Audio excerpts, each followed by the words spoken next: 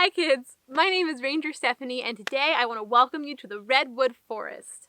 The redwood trees are the tallest living thing in the world. Redwood trees are not the only thing that lives here. The redwood forest has many important members of its ecosystem.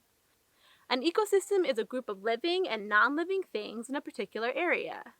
Today I want to tell you the story of the redwood forest ecosystem, and I'm going to do that with a puppet show. I hope you enjoy and welcome to the redwood forest ecosystem. Once upon a time, there were 3 tall redwood trees living in a redwood forest. Redwood trees get a lot of things from the sky. One of those things is fog.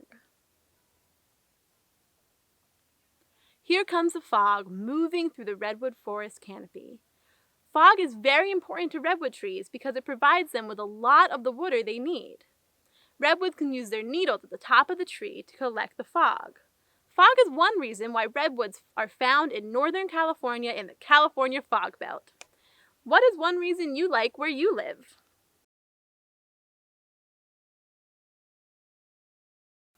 Redwood trees have a whole ecosystem that lives in the top of the tree. Here comes a squirrel in the canopy. That squirrel may run past ferns and trees that live on top of thick branches in the canopy. What do you think it's like in the redwood canopy, so high off the ground? How do you think that would make you feel?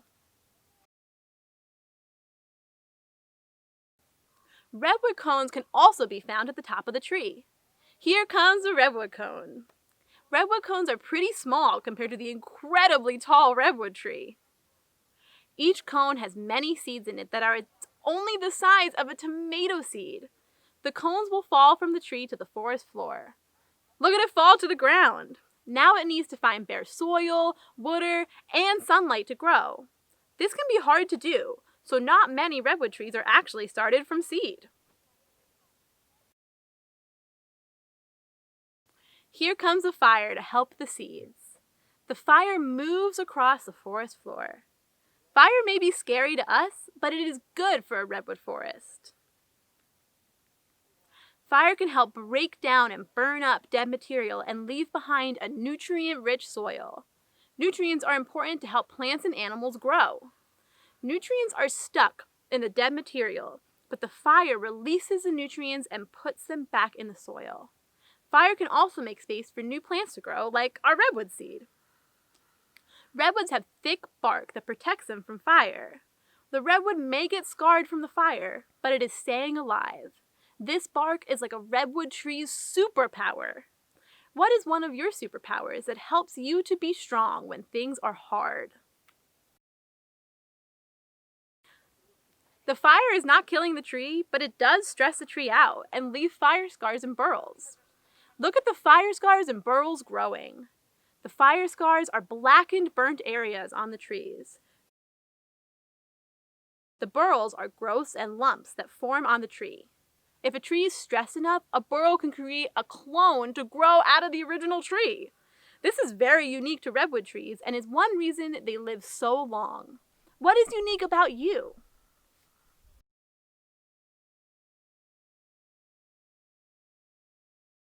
The fire has stopped and life continues on the forest floor. Here comes a black-tailed deer. The deer walks on the forest floor.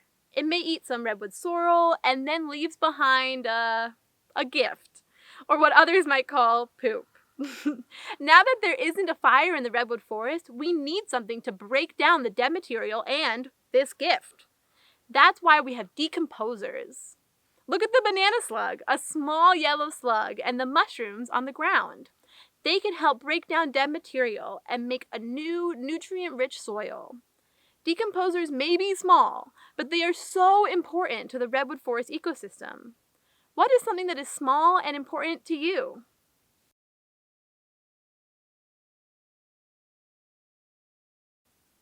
In that soil is the redwood's roots. Redwood trees can grow to be almost 400 feet tall. That's taller than the Statue of Liberty. So how deep do their roots go? Their roots only go about 10 feet deep. Look at their roots. They can stay standing because all their roots connect together and support each other. See how all the roots weave together and around each other?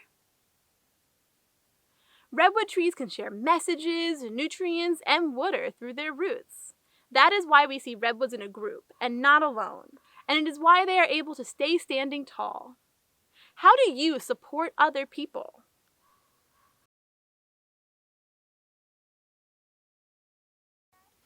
The roots not only connect redwoods to each other, but to the ecosystem around it. See the Redwood Creek flow by with coho salmon before they migrate to the ocean. See Pacific wren, a small brown bird, scavenge for insects on the forest floor. Every piece of this ecosystem, from the fog to the banana slugs, they are all playing an important role. Every animal, plant, rock, and stream are vital and make a difference in this ecosystem. Everything has a purpose and everything has a place, and that includes you. What role do you play in your community? How do you help the people and places where you live?